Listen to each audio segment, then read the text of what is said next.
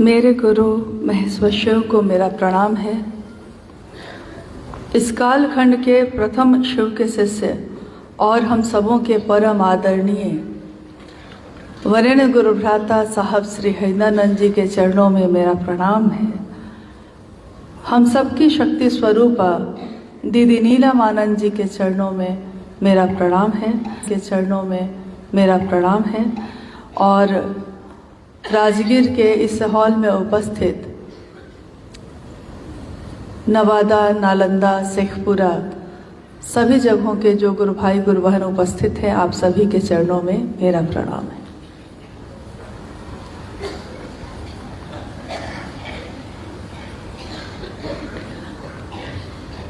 आज की इस संगोष्ठी का आयोजन जो हुआ है उसका एकमात्र उद्देश्य है कि हम सब ने जो शिव को अपना गुरु माना है, उनका गुरु कार्य हमसे किस तरह से हो सकता है। क्या कहीं बाधा आती है या कोई ऐसी बात है जो आपके मन को रोकता है।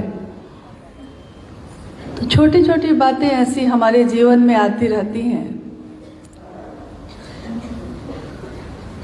जो मन को चलने से रोकता तो जरूर है, लेकिन गुरु की दया इन सब से ऊपर उठकर अपने आकर्षण में हमको फिर से खींचती है, खींच ही लेती है, हम रुक नहीं पाते। तो इस संगोष्ठी का जो उद्देश्य है, आइए हम सब गुरु भाई गुरु बहन इस विषय पे बात करते हैं। 10:30 बजे से ये कार्यक्रम शुरू हुआ और अब तक चल ही रहा है। कुछ गुरु भाई गुरु बहनों ने अपनी बातें रखी हैं और ज़्यादा संख्या में हम लोग बैठकर सुन भी रहे हैं उन बातों को।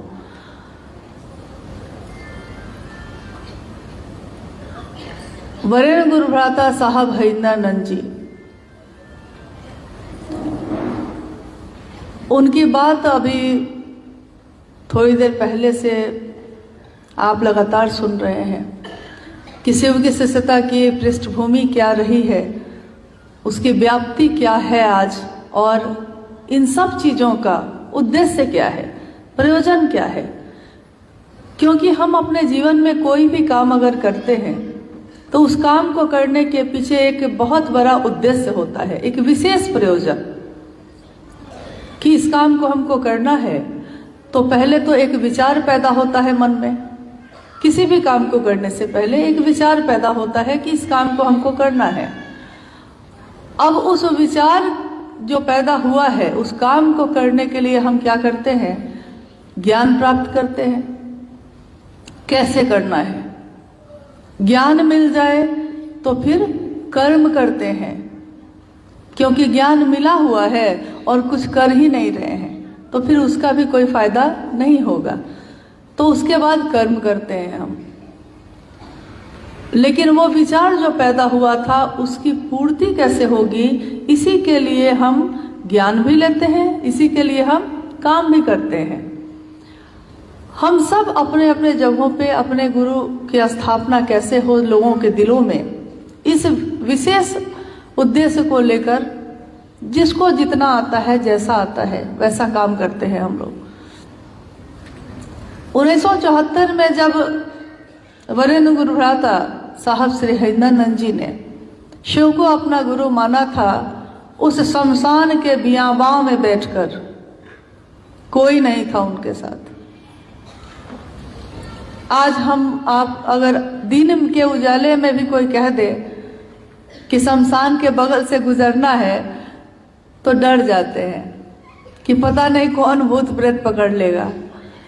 लेकिन सोचिए कि किस मन स्थिति में अपने जीवन के 14 वर्षों तक साहब श्री हरिदानंद जी ने कितने लोगों को गुरु माना, कहाँ कहाँ भटके, किस चीज़ की तलाश थी उनको और क्या वो चीज़ उनको मिल गई।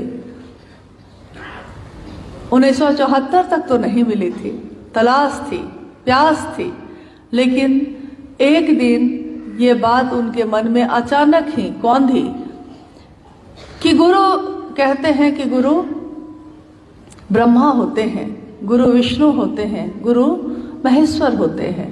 यहाँ तक कहा गया कि गुरु क्या है, तो साक्षात पर ब्रह्म है। तो वो गुरु जो पर ब्रह्म है, तो वो पर ब्रह्म ही गुरु क्यों नहीं है? देखिए, क्या ये श्लोक उसी दिन बनाए गए थे? ये श्लोक हमारे ग्रंथों में हजारों वर्षों से है और संस्कृत पढ़ने वाले लोग इस श्लोक को कितनी बार पढ़ते हैं। गुरुर ब्रह्मा गुरुर विष्णु गुरुर देवो महेश्वर, गुरु साक्षात पर ब्रह्मा तस्मै श्री गुरुवे नमः। ये हजारों वर्षों से इस धरती पे ये श्लोक पढ़े जाते रहे हैं, लोग सुनते भी रहे हैं। क्यों नहीं किसी और के मन में ये कौन था कि जब सब कुछ गुरु होते ही हैं तो वो ईश्वर ही गुरु क्यों नहीं है? ये कब कौन था, किसके मन में कौन था? तो साहब श्री हरिनानंद जी के मन में कौन था?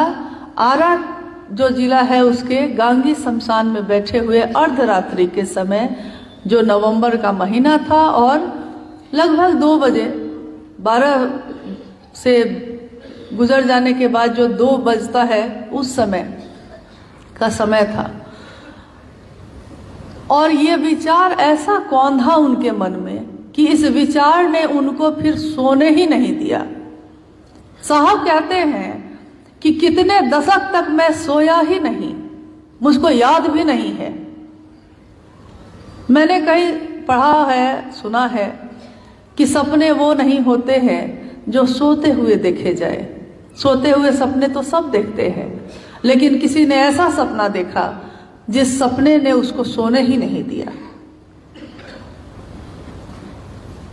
कितने दशक तक, क्योंकि उस समय वो सर्विस में बाद में आए और सर्विस में आने के बाद 10 बजे से 6 बजे तक उनको ऑफिस जाना पड़ता था। 10 बजे से 6 बजे के 10 से पहले और 6 बजे के बाद फिर वो ऑफिस का काम, सरकार का काम नहीं करते थे, लेकिन 10 बजे तक वो सरकार का ही काम करते थे। 10 बजे से 6 बजे तक फिर दूसरा काम नहीं करते थे।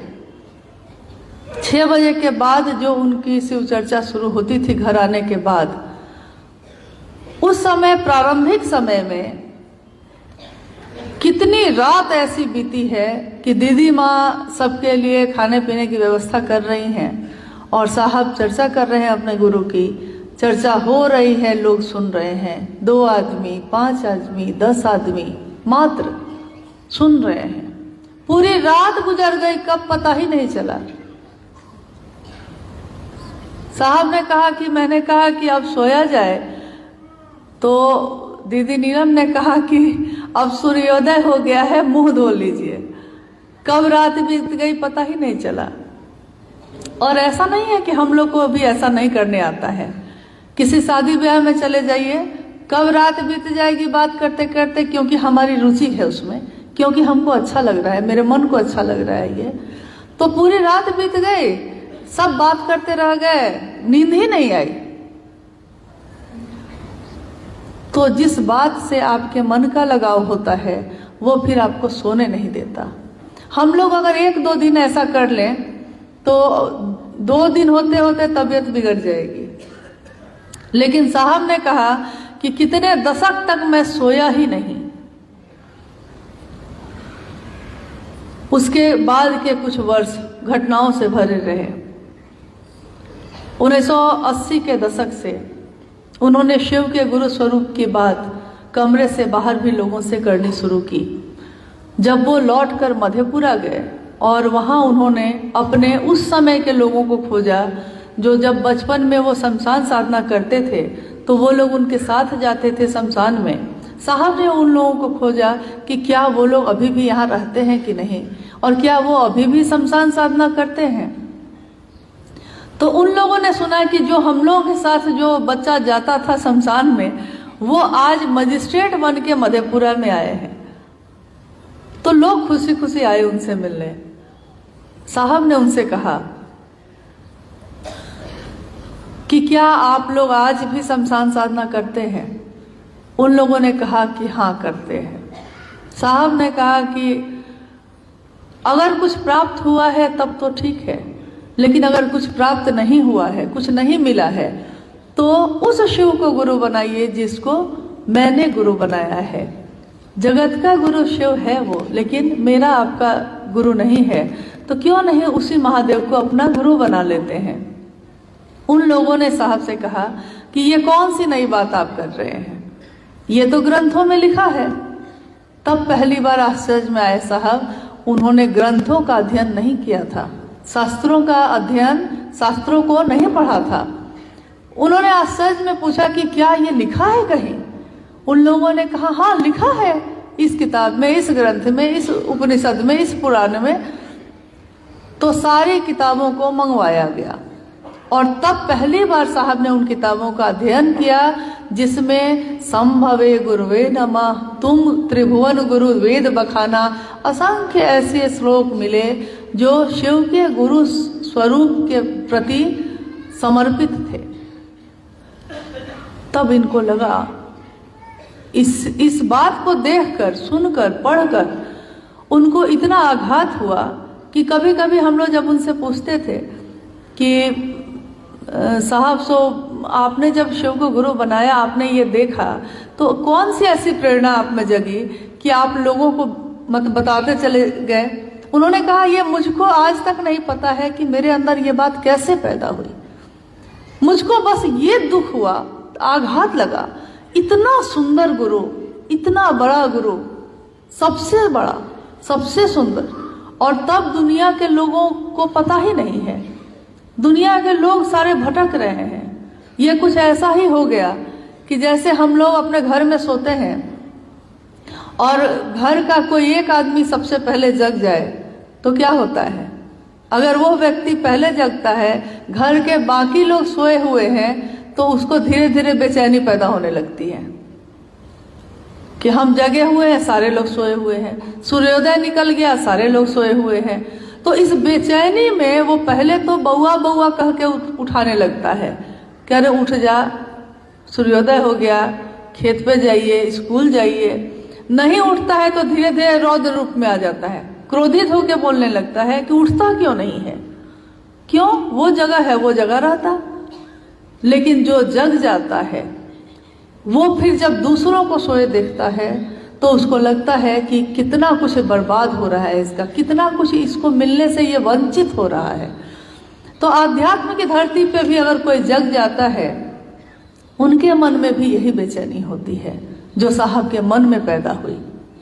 भौतिक रूप से साहब ने कहा है भी है, और अपनी किताब आओ चले शिव की ओर में लिखा है कि भौतिक रूप से इस धरती पे अंधेरा ही अंधेरा है। यहाँ रोशनी को लाना पड़ता है, यहाँ रोशनी है नहीं, रोशनी को लाई जाती है वो रोशनी।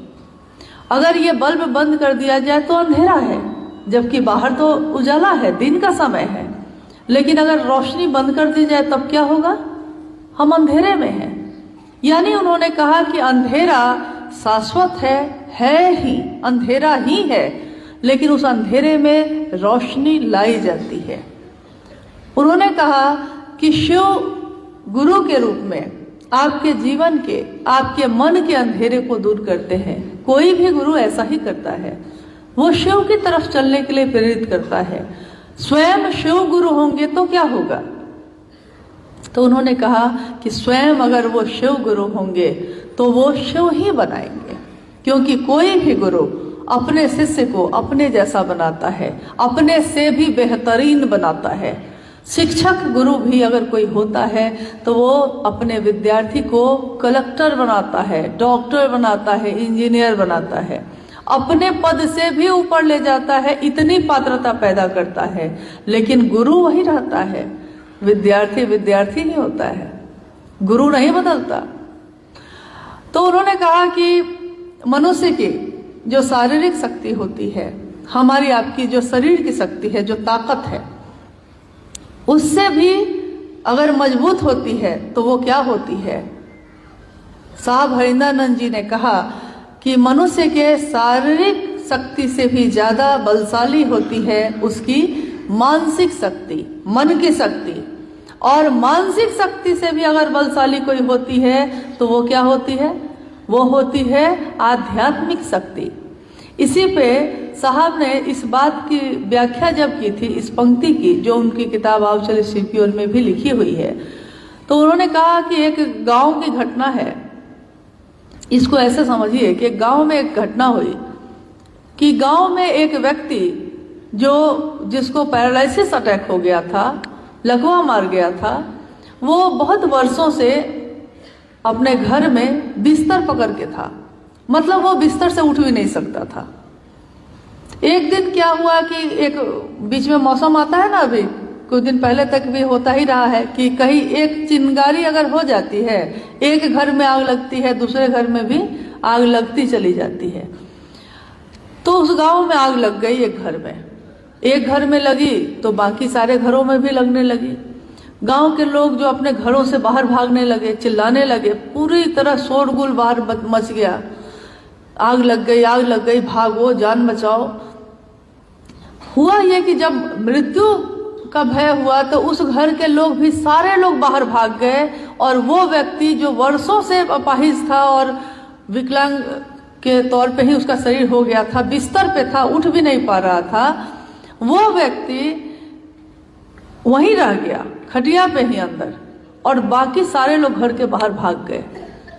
शरीर से तो बहुत विवश था, नहीं उठ पा रहा था।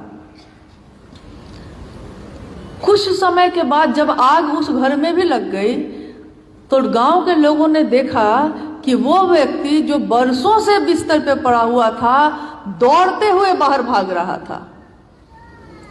साहब ने कहा कि बताइए तो जरा, उस समय उसके शरीर की अवस्था के ऊपर उसका मन कितना हावी हो गया, इतना हावी हो गया कि वो मतलब पूरी ताकत, मानसिक ताकत से अपने शरीर को भी चला लिया, दौड़ गया वो बाहर। उन्होंने कहा कि क्या महादेव की बात करते करते आपके जीवन में ऐसा नहीं होता है? क्योंकि जिसका सानिध्य आप लीजिएगा, जिसके नजदीक आपका मन होगा, आपका मन भी तो धीरे धीरे उसके जैसा होने लगता है। महादेव का सानिध्य लीजिएगा तो किसके जैसा होगा? महादेव के जैसा। तो महादेव से बलशाली कौन है? और हमारे आपके जीवन में बहुत घटनाएं ऐसी हुई हैं, बहुत ऐसे गुरु भाई गुरुबान हैं जो जिनके घुटने में दर्द है तो कुछ है बोलते रहे। साहब ने सबका इलाज एक ही कहा, अच्छा थोड़ा महादेव का काम करो, अच्छा थोड़ा महादेव का काम करो। और कुछ समय बीतते बीतते वो लोग कहने लगे कि हाँ अब हम लोग ठीक हैं, क्योंकि महादेव की बात करने लगे तो शरीर पे भी इसका असर हुआ। सोचिए, उस मन में अगर महादेव का नियंत्रण हो जाए, यानी आध्यात्मिक शक्ति का नियंत्रण हो जाए तो क्या होगा? तो आपका मन, हमारा मन और शरीर दोनों अगर शिव से नियंत्रित हो जाए तो इससे सुंदर तो जीवन और कुछ भी नहीं हो सकता। महादेव का आकर्षण क्या होता है, महादेव को कैसे अपना समझा जाता है, क्या हमने आपने नहीं समझा है? अगर नहीं समझा होता तो आज ही, जैसे हम लोग कल जब आए यहाँ, तो आपके ही बीच के गुरु भाई हैं नवीन जी, उनकी बेटी का आज तिलक है। बेटी का शादी ब्याह हो जाए तो कोई अपने घर और संसार का सब काम छोड़कर उसी काम में लग जाता है। लेकिन ये किसके भरोसे यहाँ बैठे हैं इस हॉल में? किस बात का बल है इनको? वो कहीं रहेंगे, उनकी बेटी की शादी अच्छे से नहीं होगी। देखिए कैसे होती है। तो हम महादेव पे छोड़ते कहाँ हैं? हम महादेव पे निर्भर होते कहाँ हैं? साहब ने कहा कि निर्भर होगे तो निर्भय होगे। निर्भर यानी समर्पण। शिव के तरफ चलने का रास्ता क्या है? साहब श्री ने कहा कि तंत्र है, ये तांत्रिक क्रिया है। लोग तंत्र को कर्मकांड से जोड़ते हैं। उन्होंने कहा कि तंत्र का अर्थ होता है प्रेम और समर्पण, इसके सिवा कुछ भी नहीं। प्रेम है और उसमें समर्पण है, समर्पित है हम कि आप जो कहेंगे वही अच्छा है। तुम दिन को अगर रात कहो तो रात कहेंगे, जो तुमको हो पसंद वही बात कहेंगे। ये होता है प्रेम।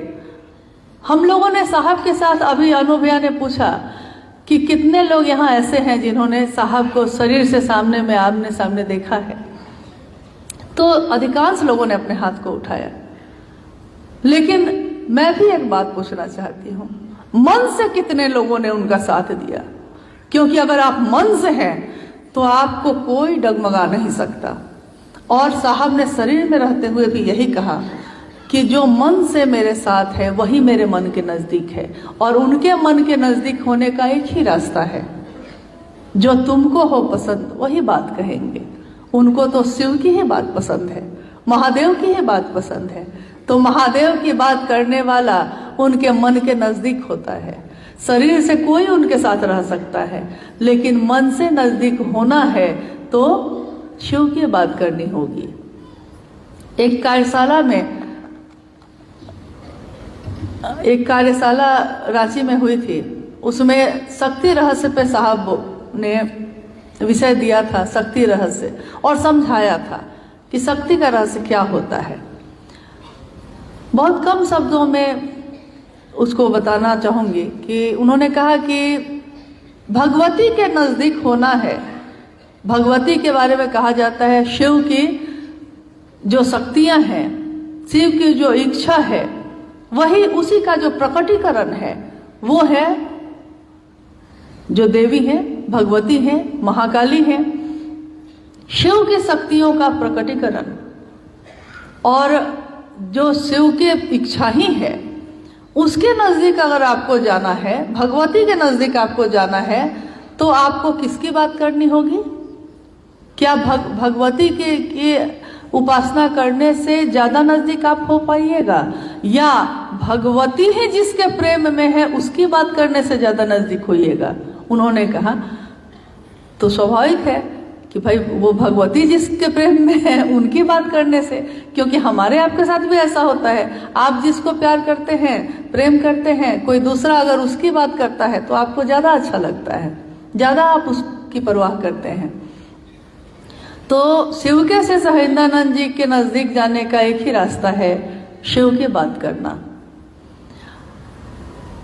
उन्होंने अपने जीवन की घटना बताई कि एक शिव के शिष्य ने, पूरी घटना बता दी उन्होंने, एक शिव के शिष्य ने कह कर, और जब अंत में उन्होंने कहा कि क्या आप लोग समझे कि वो शिव का शिष्य कौन था, तो हम लोगों ने कहा कि शिव का शिष्य के रूप में हम लोगों ने तो एक ही को देखा है अभी तक। हम लोग तो होने की कोशिश में हैं, हुए कहाँ अभी। हो जाते तो दूसरों की बातों का असर न होता। ये कितना दुर्भाग्यपूर्ण है कि आज राजगीर के इस कन्वेंशन हॉल में बैठकर हम लोग ऐसी जिज्ञासाओं का उत्तर देने को विवश हुए, जैसा अभी जिज्ञासा आई कि क्या साहब के यहाँ जाना चाहिए, साहब के यहाँ नहीं तो किसके यहाँ जाना चाहिए, साहब नहीं तो कौन है यहाँ, मिलने लायक कौन है, किससे मिलना चाहिए हमको। आज इस संगोष्ठी में बैठकर जिनकी बदौलत हमारा ये जीवन है, जिनकी बदौलत शिव की शिष्यता हमको आपको मिली है, आज हम उस पर बात कर रहे हैं कि क्या हमको उनसे मिलना चाहिए। आप कहेंगे कि मन से तो वो नजदीक हैं, सही बात है, मन से तो नजदीक है, लेकिन कहते हैं कि जिसको प्रेम करते हैं हम, उसको छूकर हवा भी आती है तो प्रेम करने वाला उस हवा को भी सलाम करता है कि ये मैं उसको छूकर आई है जिसको मैं प्रेम करता हूं, वो मिले ना मिले। और ज्यादातर तो इस विषय पे मैं उतना नहीं बोलती हूँ, लेकिन हाँ इतना जरूर मैं कहना चाहूंगी कि अगर आपके जीवन में कोई भी ऐसी बात करता है कि उनसे ऐसा करना चाहिए, वहां जाना चाहिए या नहीं जाना चाहिए, धन का प्रश्न उठता है, बहुत तरह के प्रश्न उठते हैं, लेकिन मुझको हमेशा यही लगता है कि ऐसी बात करने वाले लोग की छुपी हुई चाहत होती है ये कि क्योंकि आप वहां न जाएं, इसके पीछे छुपी हुई चाहत ये होती है कि वहां न जाएं लेकिन मेरे यहाँ आए। नहीं, क्योंकि अगर कोई आपसे ये कहता है कि नहीं जाना चाहिए, नहीं मिलना चाहिए, इस चर्चा में मत जाइए, उस आदमी के आने की चर्चा है, अरे शिव की चर्चा में कोई आदमी कैसे महत्वपूर्ण हो गया? शिव की चर्चा तो शिव की चर्चा होती है। उसमें आने वाला महत्वपूर्ण कब से हो गया, आने वाला विशेष कब से हो गया? साहब श्री हरिनानंद जी ने नहीं कहा कभी। और क्या हमारे गुरु शिव, जिनको हम अपना गुरु मानते हैं, उस शिव के अनेक रूप हैं। ईश्वर के रूप में जिन लोगों ने भी उनकी आराधना की, उपासना की, उन्होंने उनको वरदान दिया, आशीर्वाद दिया। क्या उस महादेव को, साहब तो हमेशा यही बोले कि महादेव को हजारों साल बाद भी जीवात्मा क्या सोचेगी ये भी पता है। तो क्या महादेव को ये पता नहीं था कि भस्मासुर को जब वो वरदान देंगे तो वो भस्मासुर उनके ही सिर पे हाथ रखेगा? क्या महादेव को नहीं मालूम था? मालूम था ना। लेकिन महादेव का कलेजा इतना छोटा होता नहीं है, ये जानते हुए भी उन्होंने वरदान दिया। लेकिन उस वरदान को देने और उस घटना के बारे में तो लोग पढ़ते हैं, सुनते हैं, उसका अंत क्या हुआ इसको भी सुनना चाहिए। परिस्थितियां ऐसी बनी कि उसने अपने ही सिर पे हाथ रख दिया, खुद ही भस्म हो गया। इसके लिए किसी को प्रयास करने की जरूरत नहीं पड़ी। शिव की शिष्यता की मूल धारा जो वरेण्य गुरु भ्राता साहब श्री हरिनानंद जी के प्रेरणा से हमारे आपके जीवन में आई है, उस मूल धारा के साथ साहब ने कहा कि जो लोग चलते रहेंगे वो अपनी मंजिल को पहुंचेंगे, लेकिन इस मूल धारा से अलग होकर कोई भी अपना अस्तित्व बनाना चाहेगा, इस संसार में ये संभव नहीं है। शिव के बलात् आकर्षण में हम सब चलते रहते हैं।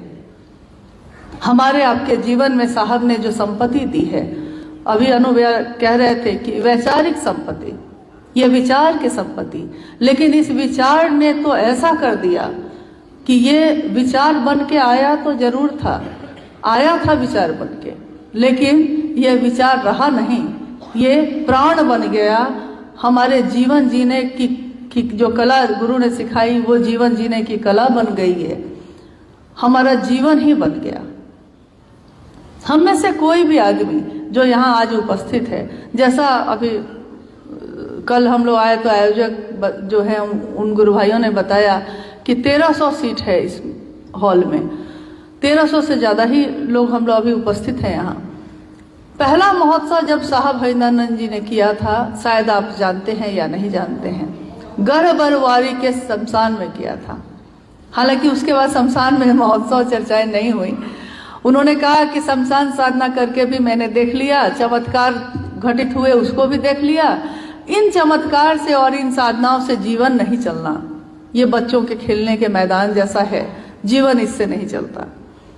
जीवन शिव से चल सकता है तो शिव को पकड़िए। तो उस गढ़बरवारी के स्थल पे पहले शिव गुरु महोत्सव जिसका नाम दिया गया, उसमें कितने लोग उपस्थित थे? क्या संजोग है कि 13 लोग उपस्थित थे। 13 लोग ही उपस्थित थे, जिसमें साहब, दीदी, उनके 3 बच्चे और उसके अलावा कुछ गुरु भाई। ये 13 लोग जब बैठे थे और उस जगह पे साहब हरिनानंद जी ने कहा कि आज जो ये 13 लोग हैं, आने वाले कुछ ही समय में, कुछ ही वर्ष में 13 करोड़ होंगे। लोगों को विश्वास ही नहीं हुआ कि यहाँ तो एक गुरु भाई नहीं बन पा रहा है, एक गुरुबान नहीं बन पा रही है, ये 13 करोड़ कहाँ से आएंगे? 13 करोड़। जिस दिन किसी जिला में 100 गुरु भाई बनते थे, साहब उन घटनाओं को बताते थे, और दीदी माँ भी कितनी बार इस बात को बताई उस समय कि जब 100 कोई वहाँ उस जिला का गुरु भाई फोन करके कहता था कि साहब को कहिए कि 100 लोग यहाँ हो गए हैं अब यहाँ समय देने के लिए, तो उस दिन घर में उत्सव मनता था। अरे अच्छा खाना उना बनाओ, आज महादेव का बहुत अच्छा काम हुआ है। तो वैसी जगह पे, वैसी जगह से शुरुआत होकर आज हम कहाँ तक पहुँचे हैं। जब वो 13 लोग इतनी दूरी तय कर सकते हैं, तो फिर भी इस हॉल में आप लोग 1300 से ज्यादा लोग हैं। एक शिव के शिष्य ने करोड़ों लोगों को पैदा कर दिया, और साहब ने ये चाहा कि मुझको शिव का शिष्य दो, मुझको और कुछ भी नहीं चाहिए। ये पैसे क्यों लाते हैं, ये कपड़े क्यों लाते हैं, ये मिठाइयाँ क्यों लाते हैं? अगर देना है तो शिव का शिष्य दीजिए। वैसे साहब के जीवन के बारे में अगर कोई और हमको समझाए तो हम लोग को क्या समझना चाहिए। जिसने एक बार देवघर की एक घटना बताते हैं। देवघर में साहब रहते थे उस समय। आप में से कोई देवघर उस समय गए थे जब साहब देवघर में रहते थे? अच्छा, आप लोग गए थे। देवघर में क्या हुआ कि जैसे साहब जब अपने कमरे से निकलते थे, आप लोग देखे होंगे, गए होंगे तो देखे ही होंगे कि बहुत बड़ी व्यवस्था नहीं थी, एस्बेस्टस का ही चारों तरफ से बना हुआ था। तो जब आप उसके मुख्य गेट से अंदर घुसते थे तो पहले इस तरफ से पूजा घर एक बना हुआ था, फिर बैठक स्थल था, फिर साहब का कमरा था और उसके बाद और कमरे थे दूसरी तरफ। तो साहब अपने कमरे से निकलते थे जब सुबह में, तो आके पहले बैठक स्थल पे थोड़ी देर बैठते थे, फिर उसके बाद कभी कैंपस में गए या लोग से बात किए।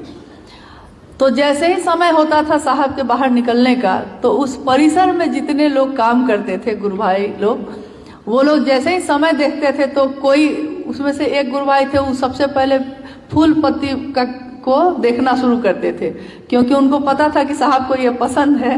तो साहब बाहर निकलते थे, निकलने के ठीक पहले वो इस काम में लग जाते थे, उससे पहले वो बैठे रहते थे।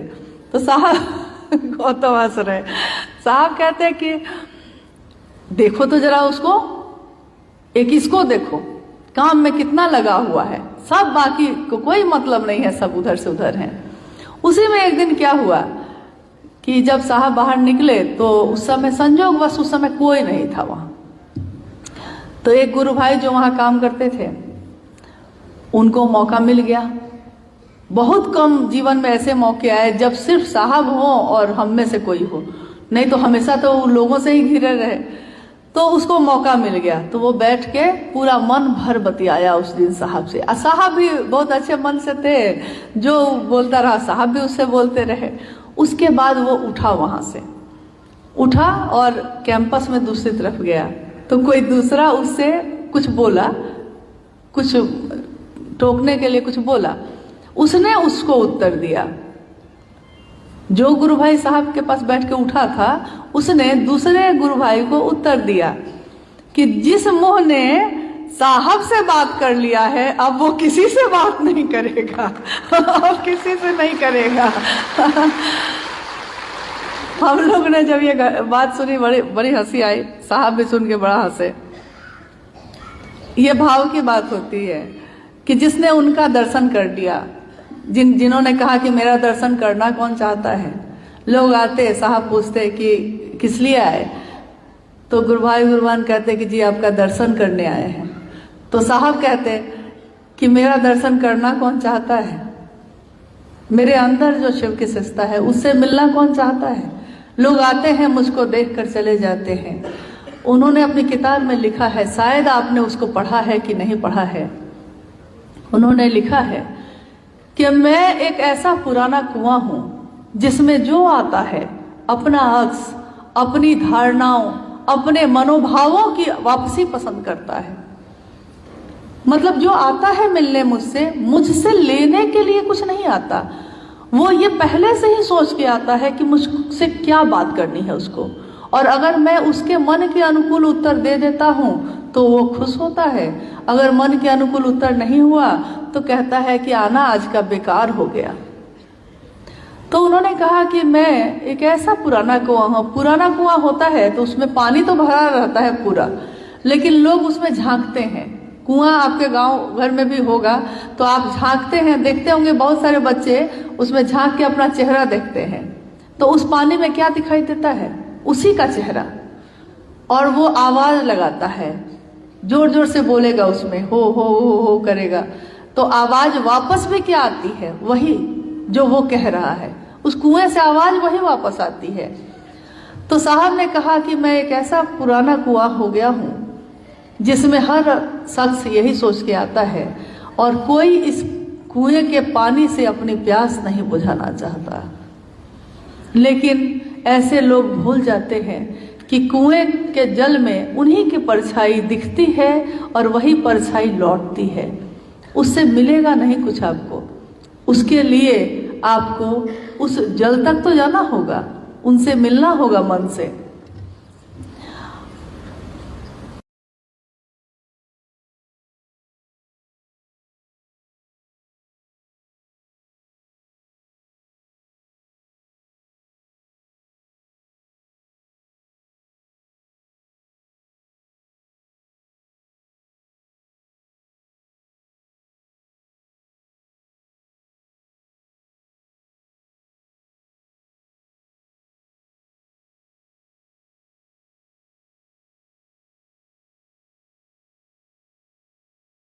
सही बात है, गति बढ़ गई है, लेकिन एक बात से तकलीफ होती है कि ज़्यादातर लोग साहब और दीदी के बारे में लोगों को नहीं बताते। कितनी ऐसी जगहों पे हम लोग बीच में गए जहाँ के लोग साहब और दीदी के जीवन के बारे में ज़्यादा चीज़ें नहीं जानते। आप में से ज़्यादातर लोगों ने अपने हाथ उठाए कि हम लोग उनसे शरीर में मिले हैं। तो ऐसे मिलने वाले लोगों से मेरा अनुरोध है कि आप कम से कम आपने जो महसूस किया है, आपने जो पाया है, वो दूसरों में बांटिए, क्योंकि दुनिया की आदत है कि वो भूल जाती है।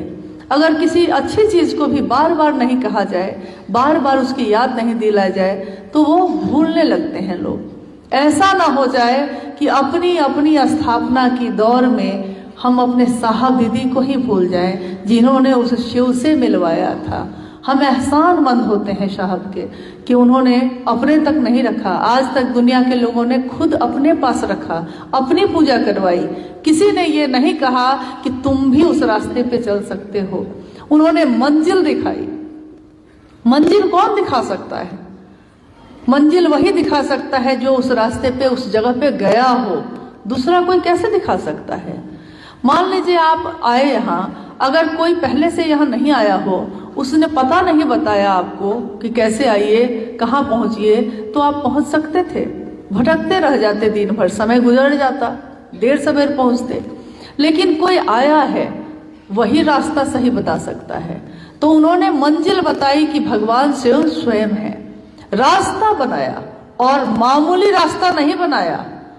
आध्यात्म की धरती पे हजारों वर्ष से शिव तक जाने का रास्ता किसी ने नहीं बनाया। खुद गया भी अगर, तो दूसरों के लिए तो रास्ता नहीं छोड़ा था।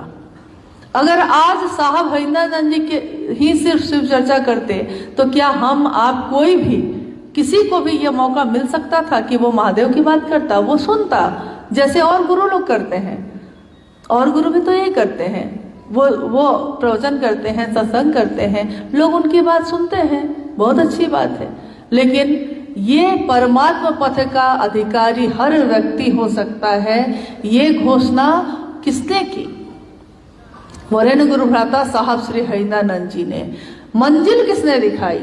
ये रास्ता जो कांटों से भरा था, साहब ने लिखा है कि मेरे जीवन में बाधाएं ही बाधाएं आई, लेकिन मैं अवरोधों को आरोहण बनाकर चढ़ता चला गया। जैसे यहाँ की पहाड़ियाँ हैं, एकदम सूखी पहाड़ियाँ हैं। जब हम लोग आ रहे थे, देख रहे थे, पेड़ बहुत ही कम है और सीधी चट्टान है। अगर उस पर कोई चढ़ना चाहे तो कैसे चढ़ेगा? उन्होंने कहा कि किसी के लिए सीढ़ियाँ ही पहाड़ हो जाती हैं, और कोई पहाड़ों को भी सीढ़ी बनाकर ऊपर चढ़ता है। उनके जीवन में बाधाएं ही बाधा थी, कोई साथ देने वाला नहीं था।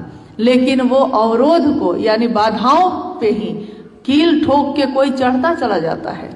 बाधाओं पे ही आरोहण, यानी ऊपर बढ़ते चले जाने का रास्ता बना लिया। जब वो गए होंगे तो कितने कांटे लगे होंगे उनके हाथों में। हाथ मतलब शरीर में नहीं, मन प्राण की बात कर रहे हैं हम लोग। मन की ही तो विधा कर रहे हैं हम लोग। तो मन की विधा में ये मन से जो गए होंगे वो, तो मन से जाने के रास्ते में उनके मन पे विषबाण नहीं चले। संसार के लोगों ने नहीं चलाया, अपनों ने, परायों ने, सबने ये बाण चलाए, कोई नहीं छूटा इससे। लेकिन साहब ने क्या लिखा, साहब ने क्या कहा? उन्होंने इन अवरोधों में भी रास्ता बनाया, और पगडंडी नहीं बनाई, पतली पतली सड़क नहीं बनाई, राजमार्ग ही बना दिया। राजमार्ग एक ऐसा मार्ग जो इतना खुला होता है कि उसमें हजारों हजार लोग एक साथ चल सकते हैं, और जो सीधे राजा के घर तक जाता है। सीधे रास्ते में कोई भटकाव नहीं। कोई पगडंडी नहीं, सारी पगडंडियां उसी राजमार्ग में आके मिल जाती हैं। चलने का रास्ता, वो जब चले तो कांटे ही कांटे थे, लेकिन उन्होंने और दीदी नीलमानंद जी ने उन कांटों को चुन चुन कर फूल किसके लिए बिछाए? अपने लिए, इस संसार के लोगों के लिए। कौन करता है ऐसा? कौन इतना बड़ा दिल लेके आता है? कौन सारे दुनिया के लिए फूल बिछाने की चाहत रखता है? तुम मेरे लिए कांटे बिछाते हो, कोई बात नहीं, लेकिन मैं बदले में फूल ही दूंगा। मैं तो फूलों की तरह। एक बार एक संगोष्ठी में मैंने साहब के लिए ये बात कही थी कि साहब की जो शख्सियत है, वर्ण गुरु भ्राता की जो हस्ती है, वो कैसी है, वो कैसे हैं? जैसे कोई फूल होता है, फूल खिलता है, सुगंध देता है सबको, लोग उस फूल को कोई तोड़ के फेंक देता है, कोई मसल देता है, कोई अपने फूलदान में सजा लेता है, लेकिन वो फूल सबको एक ही सजा देता है, खुशबू की खुशबू ही देता है। कभी भी उसके उलट वो बदबू नहीं देता, हमेशा खुशबू देता है। उन्होंने अपने जीवन में सबके लिए ऐसा ही रास्ता बनाया, ऐसी ही खुशबू दी, और यहाँ तक कि लोग चल सके। उन्होंने जब शिव को गुरु माना था तो कोई सूत्र उनके साथ नहीं थे, लेकिन उन्होंने लोगों के लिए ये सूत्र दिए। कहा कि गुरु की दया के बिना यहाँ कुछ भी नहीं होता, ये मेरे मन ने समझ लिया है। उन्होंने बार बार कहा है तीनों सूत्रों के बारे में कि अगर पहले सूत्र को मजबूती से नहीं करेंगे हम लोग, तो आगे के जो सूत्र हैं वो हल्के हो जाएंगे, क्योंकि पहला सूत्र ही हमको याद दिलाता है कि हे शिव, आप मेरे गुरु हैं, मैं आपका शिष्य हूँ, मुझ शिष्य पर दया कर दीजिए। अगर ये अपना वाला भाव उसमें गहरा नहीं होगा तो न तो दूसरा सूत्र जिसमें आपका मन शिव की परिधि में रहे हो पाएगा, न तो तीसरा सूत्र मन ही प्रणाम करता है किसी को, शिव को भी आपका मन ही प्रणाम करेगा, ये भी नहीं हो सकेगा। इसलिए उनकी बात का ध्यान करिए। उन्होंने बार बार कहा है मुझ पे भी विश्वास नहीं हो, साहब ने ही कहा है कि अगर मुझ पे भी तुमको एक दिन विश्वास नहीं हो तो कोई बात नहीं, मेरी बात पे भरोसा करना, मैंने जो कहा है उस बात पे भरोसा करना।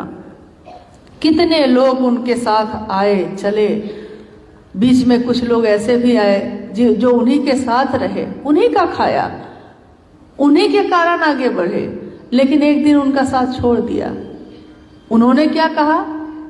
उपवन में बैठे बैठे एक दिन साहब गीत की एक पंक्ति बोल रहे थे कि कोई जब तुम्हारा हृदय तोड़ दे, तड़पता हुआ जब कोई छोड़ दे, तब तुम मेरे पास आना प्रिय, मेरा दर खुला है, खुला ही रहेगा तुम्हारे लिए। उनकी भावना कैसी रही? सबके लिए। उनका हृदय तो यही रहा कि तुम आज मुझको छोड़ के गए हो, कोई बात नहीं, तुमने मुझको धोखा दिया, तुमने शिवशिष्टता का व्यापार बनाया, तब भी कोई बात नहीं है। एक दिन तो तुम्हारा हृदय टूटेगा, एक दिन तो दर्पण भी दामन छुड़ाएगा, तब तुम लौट के फिर कहाँ आओगे? तो मेरे ही पास आना, और मेरा दरवाजा खुला है। तो उनसे न मिले तो किससे मिले? कौन है यहाँ मिलने लायक?